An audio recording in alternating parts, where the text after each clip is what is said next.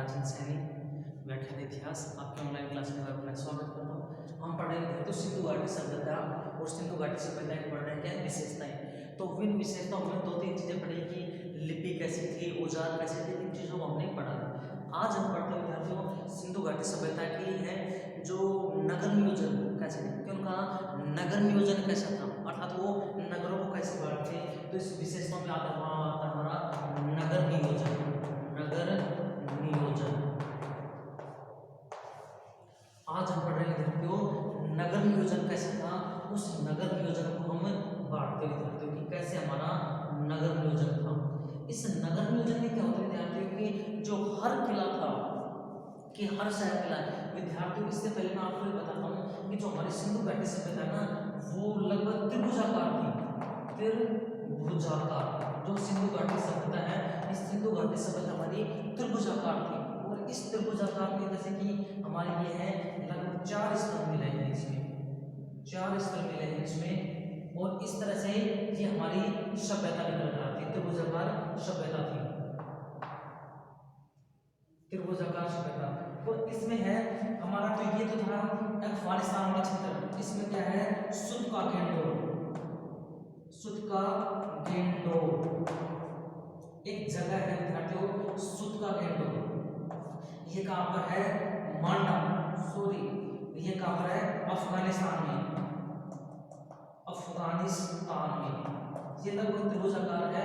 नीचे है दैमाबाद, दैमाबाद। ये दैमाबाद कहां पर है महाराष्ट्र में। ये दैमाबाद कहां पर विद्यार्थियों महाराष्ट्र में। ये है आलमगीरपुर, आलमगीरपुर। ये आलमगीरपुर विद्यार्थियों मेरठ यूपी, मेरठ यूपी में है। और एक ये है मांडा, और मांडा कहां पर है जम्मू कश्मीर में, जम्मू कश्मीर, जम्मू कश्मीर। विद्यार्थी ये था हमारा, अर्थात जो हमारी सिंधु घाटी सभ्यता है, इस सिंधु घाटी सभ्यता त्रिभुजाकार की थी। इसमें इसका जो उत्तरी भाग है, उत्तरी और ये क्या हो गया दक्षिण।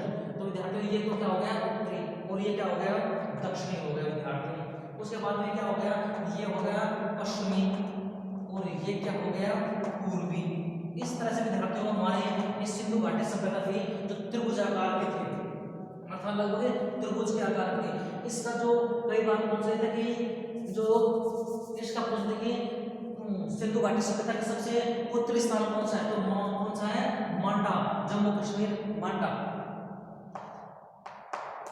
त्रिभुजाकार जम्मू कश्मीर मांडा है।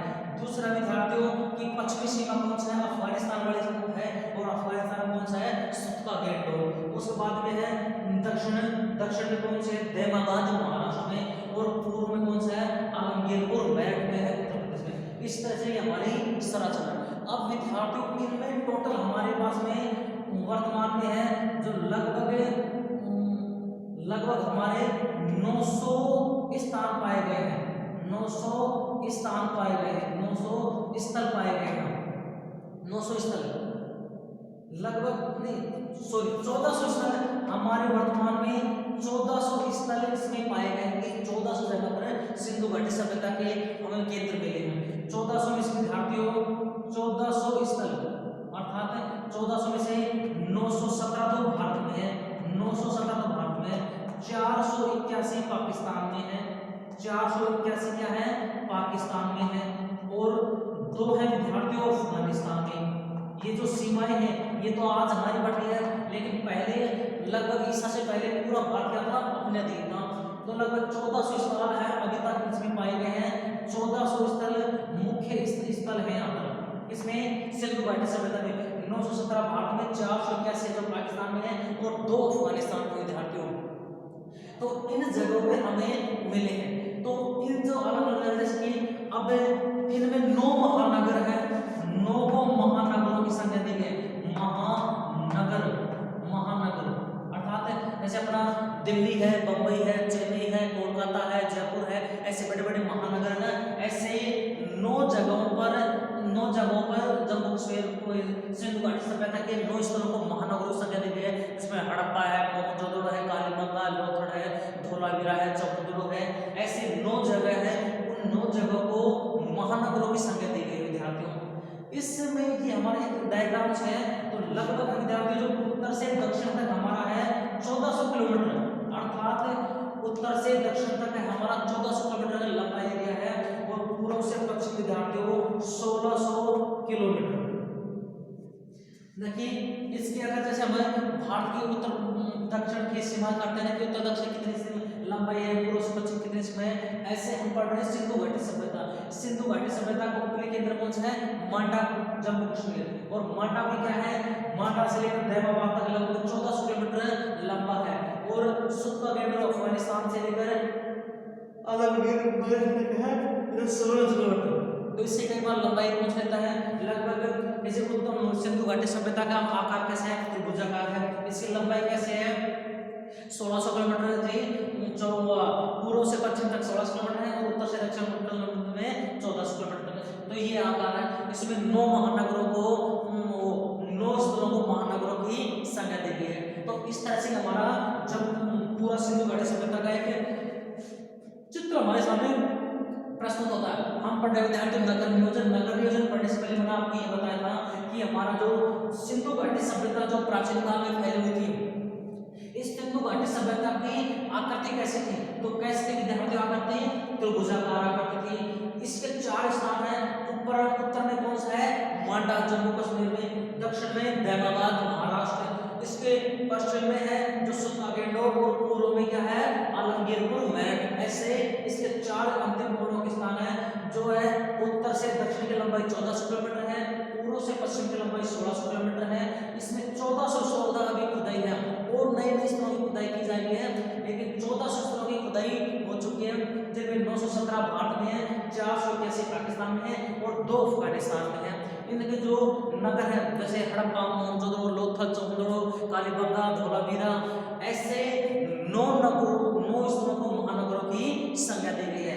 और हड़प्पा और इस सिंधु घाटी सभ्यता की हड़प्पा और मोहनजोदड़ो 2 राजधानियां थी, अर्थात इस सिंधु घाटी सभ्यता की 2 राजधानी विद्यार्थियों, हड़प्पा और मोहनजोदड़ो। इसमें विद्यार्थी हम पढ़ रहे हैं अब नगर नियोजन कि इन जो सभ्यताएं मिली है, लगभग 1400 केंद्र मिले हैं, जिनमें हम बड़े बड़े नगरों का अध्ययन कर रहे हैं। तो इन नगरों में कैसी नगर नियोजन व्यवस्था है? जैसे कि हड़प्पा है, मोहनजोदड़ो है, उनमें नगर कैसे बसे हुए थे? तो उनमें है। तो विद्यार्थियों सबसे पहले आता है इसमें एक आता है सड़क। सबसे पहला आता है क्या है? सड़क। और इस सड़क क्या होती है विद्यार्थियों? समकोण पर काटती थी, समकोण पर काटती थी।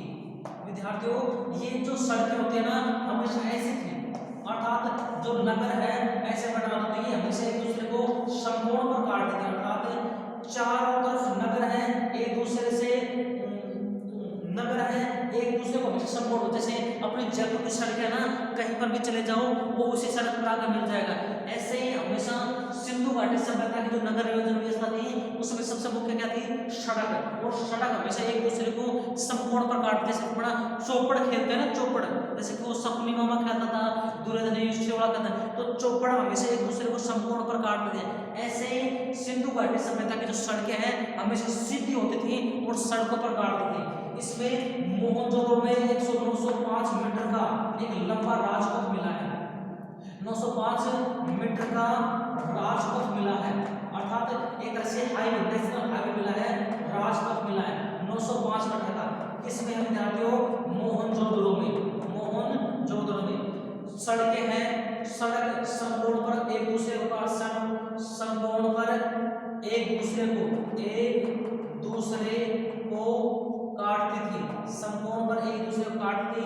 905 मीटर का लंबा राजपथ है विद्यार्थियों, और मोहनजोदड़ो है, इस मोहनजोदड़ो में लंबा राजपथ मिला है। तो ये तो क्या विद्यार्थियों? सड़क। उसके बाद में है भवन। उसमें क्या है विद्यार्थियों? भवन। तो विद्यार्थियों जो भवन है इनको भवन या दुर्ग बोलते हैं।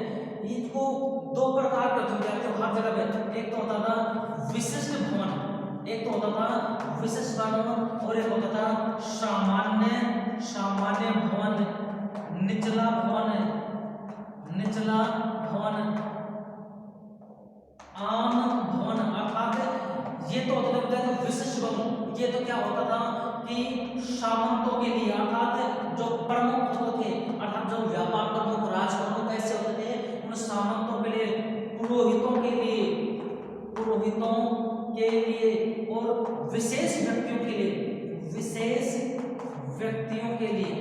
तो ये अर्थात राजकीय व्यक्तियों के लिए, तो राजकीय व्यक्तियों के लिए तो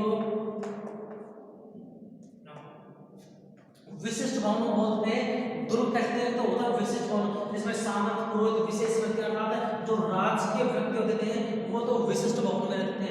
इनको बोलते हैं दुर्ग, अर्थात इसको बोलते हैं एक तरह से पश्चिमी दुर्ग, इनको बोलते हैं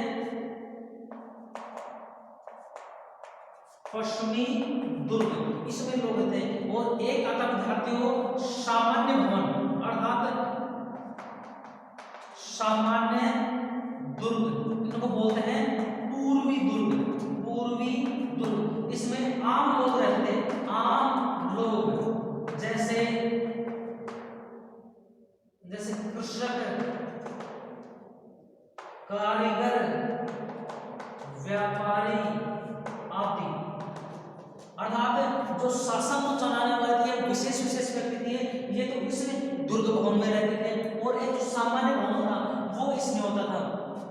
विद्यार्थियों जैसे कि ये सिंधु घाटी सभ्यता है, इस सिंधु घाटी सभ्यता का वर्तमान मान लो हड़प्पा एक जगह है। इस हड़प्पा में क्या होता था कि एक तो ये परकोटा होता था, अर्थात दुर्ग होता था, दुर्ग के 4 व्यक्ति होते थे, विशेष व्यक्ति, विशेष व्यक्ति। और एक होता था छोटा दुर्ग, जो उसको बोलते हैं निचला दुर्ग या पूर्वी दुर्ग, उसको होते हैं सामान्य व्यक्ति, अर्थात इसमें सामान्य व्यक्ति। उनकी व्यवस्था इसमें कि विशेष व्यक्ति अलग रहेगा और सामान्य व्यक्ति अलग रहेगा। इन भवन दुर्गों में क्या कि कई कई दुर्ग तो क्या कि एक दूसरे से ना, जो जैसे कि कई जगह पर है इन दोनों तो है ना एक सुरक्षा दीवारों से घर रहते थे, सुरक्षा दीवारों से घिरे रहते थे। एक तो जैसे कि हड़प्पा में तो नहीं है, हड़प्पा में तो अलग अलग था, लेकिन कई जगह पर मिला है कि जैसे कि एक जो सुरक्षा दीवार थी, जैसे 2 दुर्ग हो, एक तो विशेष दुर्ग और एक सामान्य दुर्ग। इन सामान्य दुर्ग जैसे कि सामान्य दुर्ग के चारों तरफ परकोटा लगा हुआ है और इस विशेष के भी, इनके बाहर भी एक परकोटा होता था। कई जगह पर क्या होता था कि जो विशेष दुर्ग है ना, इसके परकोटा लगा हुआ था और ये अपने आप में खाली था। कई जगह पर है अलग अलग परकोटे लगे थे, इसका अलग परकोटा लगा हुआ था और इसका अलग परकोटा लगा हुआ था। समझ में मैं कह रहा हूँ?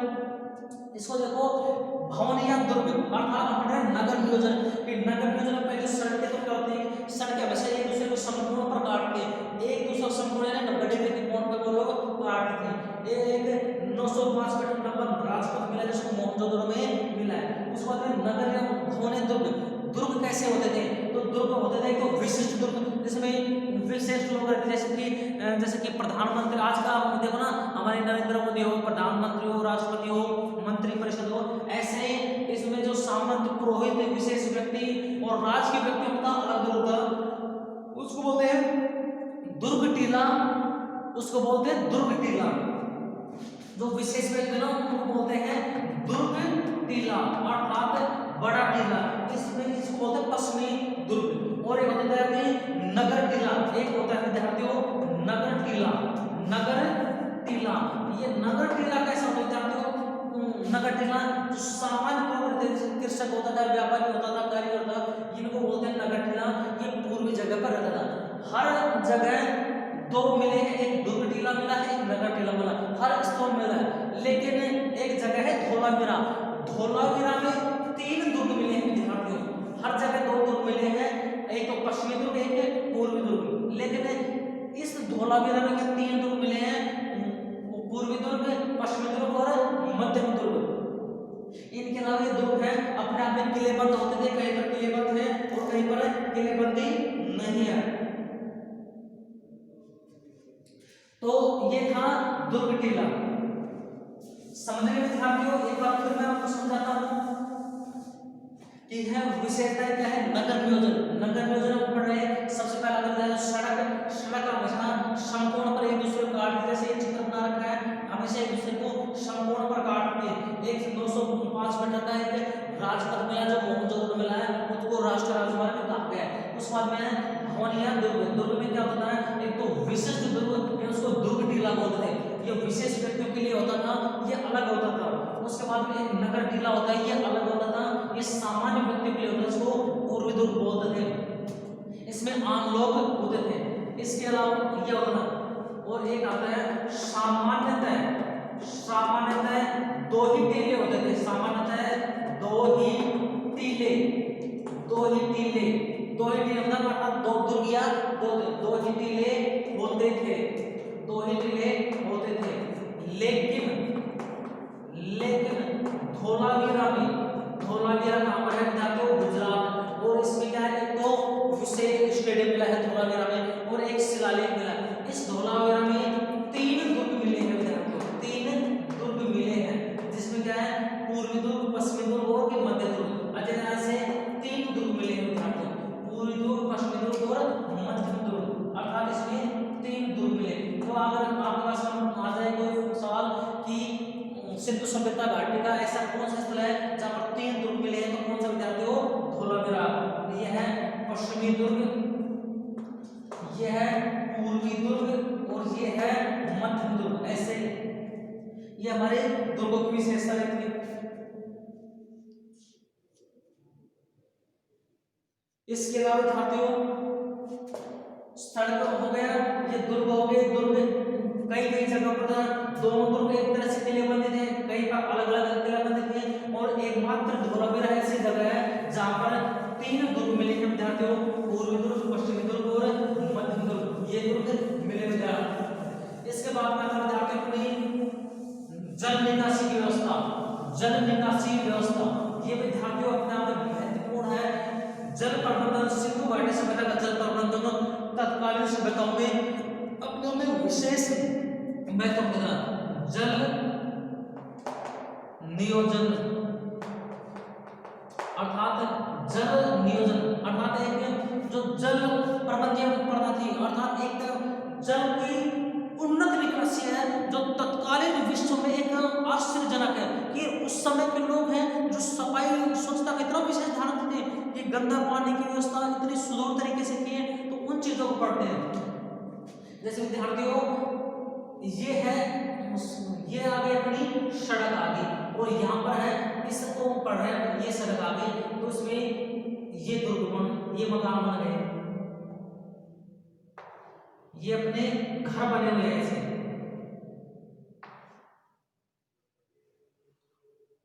ये विद्यार्थियों से घर बने हुए, इनको बोलते हैं घर, घर। तो सबसे पहले तो क्या है, जल निकासी की व्यवस्था। तो इनमें क्या होता है कि यहाँ से नाली निकली और यहाँ पर गई, यहाँ से नाली निकली यहाँ पर गई, यहाँ से नाली निकली यहाँ पर गई, और यहाँ से यहाँ पर गई। ऐसे ये नालियां निकल कर आती थी, ये घरों से नाली निकलती है। उसके बाद विद्यार्थी एक नाली होती थी जो ढकी हुई होती थी विद्यार्थियों, ढकी हुई नाली, अर्थात ये ढकी हुई नाली होती थी, पक्की नाली होती थी, पक्की ईंटों की बनी होती थी, ये पक्की ईंटों की बनी होती नालियां ढकी हुई होती थी। यहाँ से गंदा पानी निकला और मैल नाली निकल गया, और इनमें जगह जगह क्या होता है विद्यार्थियों, गड्ढे बनाए जाते थे। इन नालियों में क्या बनाए जाते हैं, गड्ढे, इनको बोलते हैं सोख्ता गर्त, सोख्ता गर्त।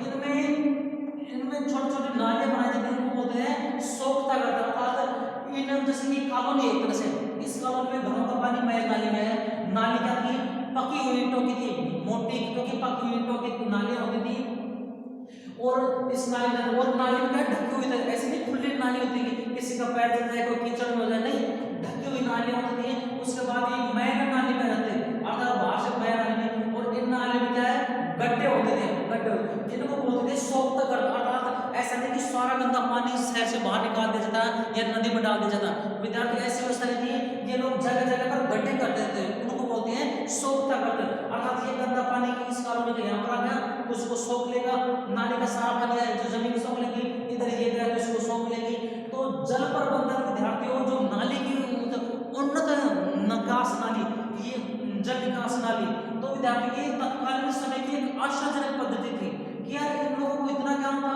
कि ना गंदा पानी निकालते और फिर उनको बाहर नदी में न बहाकर इसी जमीन में सोख देते थे, तो उनको बोलते सोख तगड़।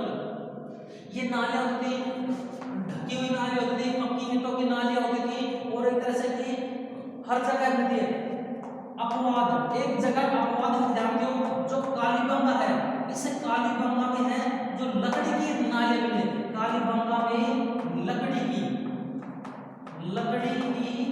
नालियां मिली हैं, अर्थात हर जगह है जो पकी हुई ईंटों की नालियां मिलती हैं, लेकिन अपवाद है एक जगह कालीबंगा में लकड़ी की नालियां मिली हैं, अर्थात यहाँ पर लकड़ी की नालियां हुआ करती थी, लकड़ी कास्ट अर्थात लकड़ी से नालियां बनाई जाती थी। तो ये विद्यार्थियों के उन्नत जल निकासी थी जो तत्कालीन विश्व की एक आश्चर्यजनक चीज थी। क्या उस समय व्यवस्था क्या थी, देखो कैसे गंदगी को उन्होंने, आज हमारे मोदी जी कह रहे हैं कि स्वच्छता अभियान लाओ, स्वच्छता अभियान लागू, और हमारे पूर्वज हमारे जो सिंधु घाटी सभ्यता उसमें लगभग आज से 4000 साल पहले है जो स्वच्छता को इतना महत्वपूर्ण स्थान दिया गया था।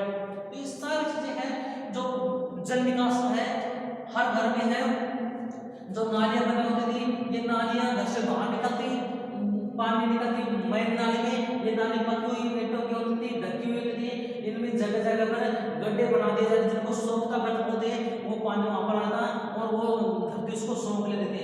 इस तरह एक अपवाद है, कालीबंगा में सिर्फ लकड़ी की नालियां मिले, बाकी हर जगह पकी हुई ईंटों की नालियां बिकती विद्यार्थियों।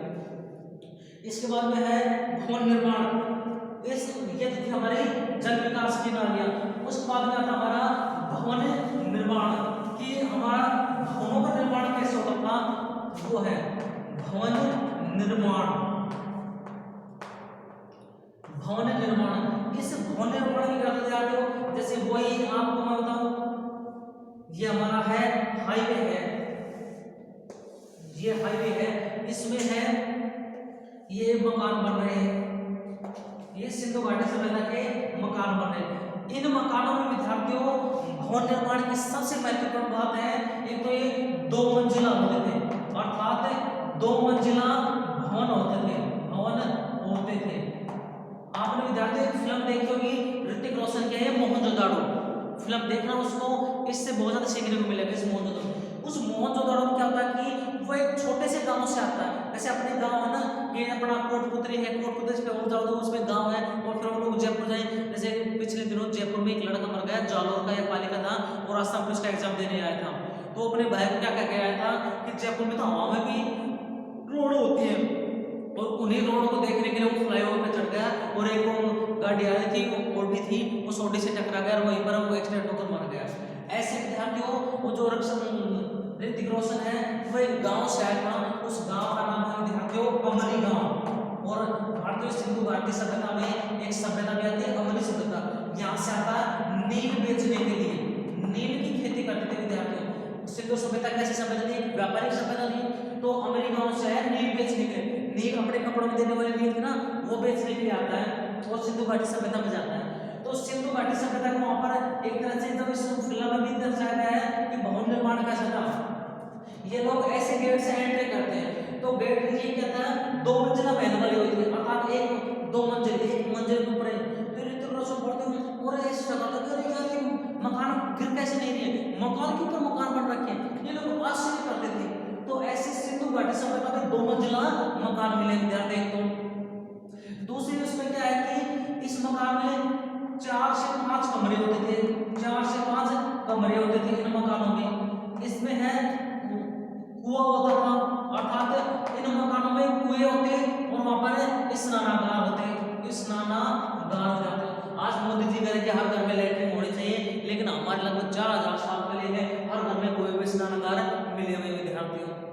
देख उन्नत सभ्यता का प्रतीक हमारे में यहाँ पर 2 मंजिला मकान थे, कमरे में है 4 से 5 कमरे होते थे, एक दालान होता था, दालान यानी अंदर से खुला हुआ। आजकल हमें क्यों रोगी हो रहे, बार बार क्यों रोगी हो जाते हैं, क्योंकि हमने प्रकृति का साथ छोड़ दिया विद्यार्थियों। जब भी आज अब नई बिल्डिंग बनी कॉलेज की, तो सूरज से आने वाली रोशनी को हमने ढक दिया, पूरा लेंटर छाप दिया, नीचे कुछ है नहीं, और जब तक रोशनी आएगी नहीं घर में तब तक जब हम रोशनी में रहेंगे, अगर घर अंदर अंदर रहेंगे तो हमारे क्या की बीमारी बढ़ेंगे। तो हमारे जो प्राचीन लोग थे, हमारे भी जैसे पुराने बाबा दादा थे, वो जैसे मकान बनाते तो ऐसे मकान बनाते, ये हमारा गेट होगा, एंट्री गेट होगा, तो उसमें ऐसे मकान बनाते थे। 4 मकान यहाँ पर हो गए, 4 मकान, ये 2 आगे बैठक हो गए, ये बैठक हो गई, मेन गेट हो गया, ये हो गए, और बीच में खाली जगह होती है, उनको बोलते हैं दालान। अर्थात इसमें सीधे सूरज की रोशनी आती, खुला होता है एक तरह से। तो इसमें 4 से 5 कमरे होते, दालान होता था, अपना में खुला था, कोई होते, उसमें स्नानागार होते थे। इसमें विद्यार्थियों पक्की फर्श होती थी, जैसे अपने कच्चे होते ना, इसमें इनमें पक्की फर्श होती थी, पक्की फर्श होती थी, पक्की फर्श होती, और उनमें है जो टाइल, रंगीन रंगीन पत्थर होते थे, पत्थर, रंगीन ईंटें लगी होती थी, रंगीन ईंटें होती थी। जैसे विद्यार्थियों आज भी टाइल आती है ना, टाइल्स रंगीन आती है, तरह तरह की आती है, सेम ऐसे विद्यार्थियों सिंधु घाटी सभ्यता में है, जो पक्की फर्श होती थी और रंगीन ईंटें होती थी, अर्थात रंगीन टाइल्स होती थी, आम लोगों में बिछाने के लिए रंगीन टाइल्स होती थी। यहाँ पर पक्की ईंटों के मकान होते थे, पक्की ईंटों के मकान होते थे, पक्की ईंटों के मकान होते थे विद्यार्थियों, 2 मंजिला तक मकान होते थे, तो ये थी हमारी भवन डिजाइन। अर्थात 2 मंजिला मकान होते, 4 से 5 कमरे होते, दालान होता अंदर, कुएं होते, स्नानागार होते, पक्की फर्श होती थी, रंगीन ईंटें होती थी, अर्थात एक तरह से टाइल्स होती थी विद्यार्थियों, अर्थात पक्की फर्श होती, पक्की ईंटों के मकान होते थे विद्यार्थियों में। और सबसे मुख्य बात विद्यार्थियों, आज तो अगर अपन हाईवे पे हैं और हाईवे पे अगर जमीन बनती है तो हम हाईवे की तरफ रास्ता नहीं निकालते, लेकिन सबसे मेन बात विद्यार्थियों, इस सिंधु घाटी सभ्यता में ऐसा नहीं था। ये लोग हाईवे की दूसरी तरफ, अर्थात मुख्य दरवाजे को छोड़कर, मुख्य, ये तो क्या है विद्यार्थियों, मुख्य सड़क है, और ये कौन सी है, छोटी सड़क, अर्थात ये गली है अपनी कॉलोनी वाली गली है। तो ये लोग मुख्य सड़क पर अपने दरवाजे न निकाल कर कॉलोनी में दरवाजे निकालते थे। तो कितने सभ्य लोग थे, इनको मानता है यहाँ पर बोर्ड, जैसे गाड़ियां चलेंगी मुख्य है, बच्चे निकलेंगे बाहर हो जाने, तो ये लोग हमेशा मुख्य सड़क पर अपने दरवाजे न निकाल कर साइड निकालते हैं, छोटी कॉलोनियों में अपने दरवाजे निकालते थे।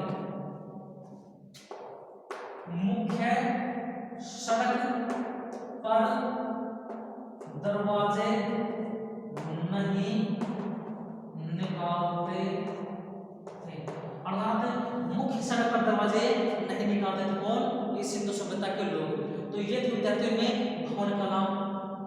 विद्यार्थियों ये भवन कला थी, मुख्य मार्ग पर मकान बने, 2 मंजिला होते, 4 से 5 कमरे होते, लैंड बाथ होता, उनमें कुएं होते, पक्की फर्श होती है, रंगीन टाइल्स होती है, और पक्की ईंट होती हैं, और मुख्य सड़क पर दरवाजे नहीं निकालते। इनके अलावा जब ईंटें होती थी, ईंटों का आकार होता था 4 बाई 2 बाई 1 का। तो एक तो ये प्रकार के होते थे ईंटें, एक विद्यार्थियों 3 प्रकार की ईंटें होती थी। ये 3 प्रकार की ईंटें हैं जो सीढ़ियों में लगाने के काम आती थी, सीढ़ियों में लगाने के काम आती थी। ये विद्यार्थियों 3 प्रकार की सीढ़ियां होते थे जो सीढ़ियों में लगाने के काम आती थी, और एक होता है विद्यार्थियों n प्रकार की ईंटें होती थी। 3 प्रकार की, ये तो ईंटें सामान्य जो ऊपर जैसे होती थी, ईंट के ऊपर एक टी होती थी, अर्थात जो सीढ़ियों के ऊपर लगाने का काम होता, और एक n प्रकार की ईंट होती थी, ये कोनों में लगाने के काम आती थी, कोने में लगाने के काम आती थी। ये होता है विद्यार्थियों ईंटें 4:2:1, अर्थात इस अनुपात की ईंटें होती थी। इसके अलावा एक तो 3 प्रकार की ईंटें होती थी जो सीढ़ियों में लगाने काम आती, और एक n प्रकार की जो कोने में लगाने काम आती, जैसे कि अपना विद्यार्थियों ये कोना है, जैसे इसका कोना है तो आज हम तोड़ लगाते हैं, लेकिन ये जॉइंट, अर्थात जॉइंट में चलते हैं, n प्रकार की ईंटें होती थी, वो ईंटें लगाने के काम आती। ये था विद्यार्थियों अपना सिंधु घाटी सभ्यता की भवन निर्माण विभाग। और इनमें एक और बात आप विद्यार्थियों, ईंटें पक्की हुई होती थी, ईंटें पक्की हुई होती थी। इसमें अग्नि में अर्थात आग में पकाई हुई ईंटें होती थी जिनमें सिंधु घाटी सभ्यता में। इसके अलावा जाते हो तत्कालीन सभ्यता में, तत्कालीन सभ्यता में कहीं पर भी, तत्कालीन सभ्यताओं में कहीं पर भी आग में पकी हुई आग में पकी हुई ईंटें नहीं मिलती। ये तत्कालीन समाज में, तत्कालीन सभ्यताओं में कहीं पर भी आग में पकी हुई ईंटें नहीं मिलती। सिर्फ मिस्र में धूप में सुखाई ईंटें मिलती है। मिस्र में धूप में सुखाई हुई, मिस्र में धूप में सुखाई हुई ईंटें मिलती हैं। धूप में सुखाई हुई ईंटें मिलती हैं और कहीं पर भी ईंटें नहीं मिलती। ये था हमारे सिंधु घाटी सभ्यता का भवन निर्माण। 2 मंजिला भवन होते थे, 4-5 कमरे होते थे, दाल होते, उसमें कुएं होते, स्नानागार होते, पक्की फर्श होते, अर्थात जो अपने आंगन थे एक तरह से वो फर्श होते, रंगीन टाइल्स लगाए जाते, एक तरह से टाइल्स में लगाए जाते, पक्की ईंटों के मकान होते थे। दरवाजे मुख्य सड़क पर नहीं होते, छोटे कॉलोनी में निकलते थे। ईंटों का साइज 4x2x1 की ईंटें होती थी। इनके अलावा 3 प्रकार की ईंटें जो सीढ़ी में लगाने काम आती है। एक एल प्रकार की ईंटें होती है जो कोणों में लगाने काम आती है।